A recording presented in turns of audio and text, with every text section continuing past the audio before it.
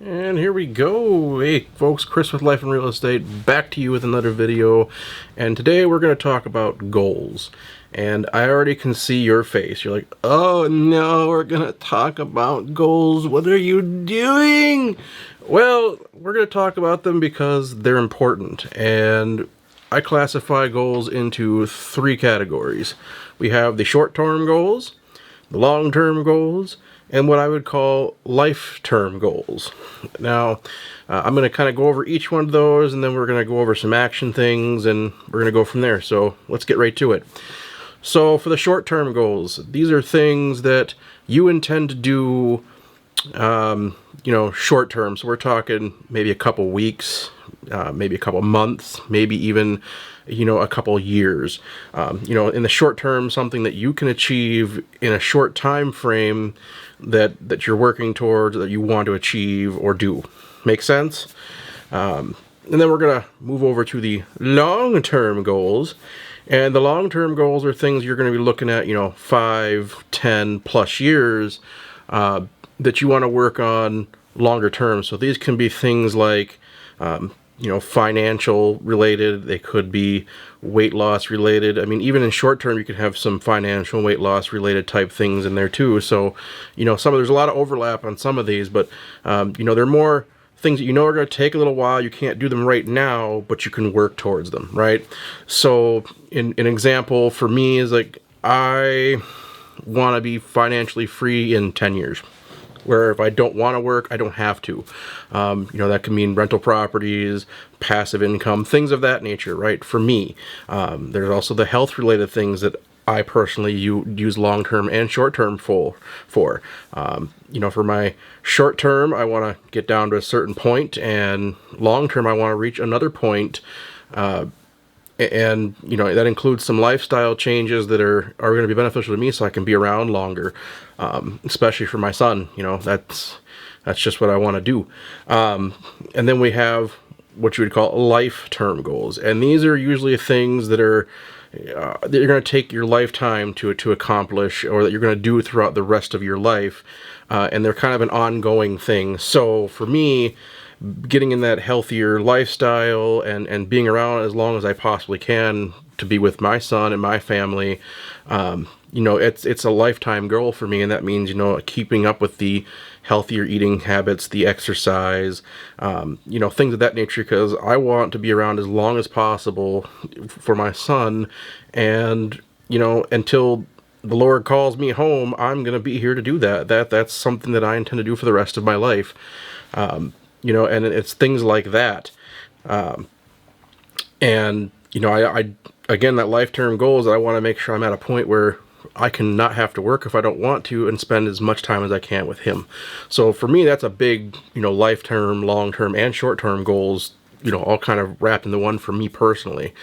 And there's a lot that goes into that planning, and now we're going to go through how you can go through those and start, doing them. So for your short-term goals, your long-term goals, and your lifetime goals, I want you to really think, and kind of pick out three that you can accomplish and that you're willing to work on, because you have to be willing to work on them. You can't just write down a goal and then never want to work on it, because then you're just setting yourself up for failure, and you're never going to actually work towards that goal. You want these to be things you will work on and that you can do. Right? So let's start with the short term. So you're going to write them out, and I want you to leave space between them each, right? So under each goal, the goal is the overall picture, right? So now we're going to write down what we would call action steps that you have to take to get to that goal. So you want to break it down. So let's say you want to buy a new car in a couple years, right? Something a little nicer than what you have, or something bigger if you're getting a bigger vehicle. Well, now you can write down your action items. What do you need to do? You need to save, let's say you want to put 6% down, just a nice round number, 6 to 10%. So let's go there. You have to get your credit cleaned up. And that can take some time. So, you have to keep on paying your bills on time, get your credit card balances down. You can write all these down as little action steps. And then you need to actually pick a vehicle. Well, then you need to go looking when you get closer to the target range of your goal, and That way you can pick a model so you have a good idea of what you're going to have to need and do to reach that little short-term goal. So you get into that, and then you move on to the next one. You keep breaking it down to chunks. Well, why do you break them down into chunks? You break them down into chunks because then it's a little tiny piece that plays into getting to that goal, whether it be long-term, short-term, or life-term. And if you chunk them up, it doesn't seem so hard to reach the overall goal if you're able to chunk out at each little step. And eventually, when you get all those steps done, you can go, hey, I have completed my goal. Awesome. And then you want to create another one because the rewarding experience you get to have as you go through, it's hard to describe unless you actually do it. It's a very rewarding thing, and it keeps you focused on what you want to do. And, you know, without that focus, a lot of folks just don't get really accomplish anything, and they do it on a whim with no planning, no any of that. And it's okay to have some, whimsical things. I like to be whimsy. But for certain things, like if you have something you want to accomplish, it's best to really, break that down and work on it piece by piece to get where you want to go. And, especially in like, real estate for me, like, I go through a lot of clients that have some questions, or they're looking, to go down further out the road before they can actually go make that decision to purchase a home. And so, I walk them through, all right, well, you have this goal of doing this. Well, let's think about the action items you need to do in your situation to achieve being able to purchase a home. So if you really think about that in terms of real estate, because, this is a real estate channel, so sorry guys, what do you need to do if you want to go buy a home? Well, we had a video about this not too long ago. I mean, you want to get your pre-approval taken care of. You want to make sure your credit stays good. You don't open up any new accounts, at least within the 6-month window that you're looking to get a home. Obviously, you want to have a good debt-to-income ratio, so that means paying down your credit cards or paying off a loan, whatever the case may be. There's certain things you want to break down and do to get you to be able to reach that goal of owning a home in that case. And it's all, rinse and repeat from there. Like once you accomplish one goal, you move on to another, and you just keep building on that. And before you know it, you're knocking things out all the time. And that's a good thing because it gives you that sense of accomplishment. You're moving through life with purpose, and, it's just an overall good feeling. For me personally, I'm working towards a lot of those things right now, and every time I complete something, right on to another one. I create another one up, and I start thinking about all the things I gotta do from there, and it just becomes a habit, and it's a good habit to have. I don't usually like to say, put hard deadlines on goals, because some folks, if there's a hard deadline, they're more worried about the hard deadline than they are about actually achieving the goal, right? So for some people, it's good to have hard deadlines. I am one of them. I like hard dates that I have to have things done because it just works better for my brain and how I function as a person. It's all on your personality, and you know how what you can do, you know how you operate, and you're the only one that can make that decision. So if a hard deadline works for you, use it. If it doesn't, and it would just make it off-putting to do the goal, then don't do it. Use generic things like, okay, in 2 years, I want to have had this done. Well, that gives you 2 years, but you don't have a hard date. It could be the beginning of that 2 years or the end of that 2 years. You give yourself a little leeway at that point. But you never want to actually fail a goal either. If you didn't get to your goal, either A, you didn't do some action items, or B, something creeped up and it caused you the goal to just not come to fruition. And missing your goals a lot, it's not a good habit to get into. So that's why I say you want to pick goals that you can achieve, but they're not like so easy that you'll have them done in something that you want to do in 2 years that you have done in like 3 days. Okay, that's not really a short-term or a long-term goal type of thing to me.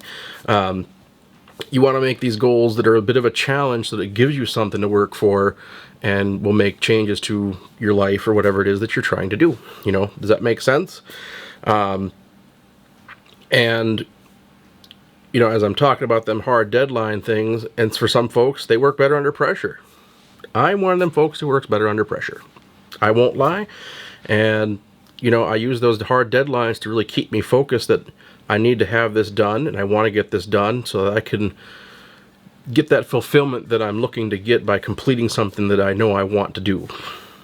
Now, it's like I said, if it's something you don't want to do, then, you know, making a goal probably isn't going to be the best idea because you're just going to avoid wanting to do it. These got to be things that you want and that you want to accomplish, you want to do. You know, I hope all that makes sense and kind of flows into each other there. So, you know, I hope that you kind of get where I'm going with that, that, you know, you need that mentality, you know, the thing we talk a lot about on this channel. You know, you want to have that mental fortitude to put down goals that you know you're going to achieve, that you want to achieve, and that will ultimately lead to the success of whatever it is that you're trying to accomplish.